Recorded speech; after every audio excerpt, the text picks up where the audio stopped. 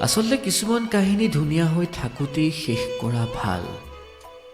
কিছুমান কাহিনী বিশেষ হৈ থাকোঁতেই নিজক আঁতৰাই অনা ভাল।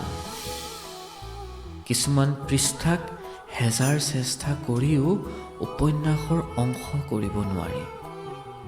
কিছুমান ৰাস্তা হেজাৰ আপোন হ'লেও সেইবোৰ ৰাস্তাই ঘৰলৈ লৈ যাব নোৱাৰে। কিছুমান সপোন বুকুত গজি লোৱাৰ পিছতো উশাহবোৰ পাতল কৰিব নোৱাৰে। নোৱাৰে কিছুমান সময়ক ধৰি ৰাখিবলৈ। হেজাৰ ইচ্ছা থকাৰ পিছতো কিছুমান মানুহক জীৱন বনাবলৈ হাতখন ধৰাৰ পিছতো আজীৱন প্ৰতিশ্ৰুতি পাবলৈ।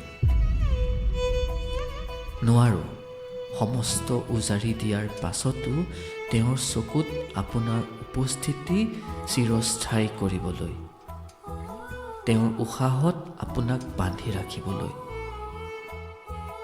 কিছুমান কাহিনী ধুনীয়া হৈ থাকোঁতেই শেষ কৰা ভাল। কাহিনীবোৰ বিশেষ হৈ থাকোঁতেই বিদায় দিয়া ভাল। মানুহ নাথাকিলেও থাকি যাব স্মৃতিৰ শিখৰত হাজাৰটা প্ৰেমৰ কবিতা।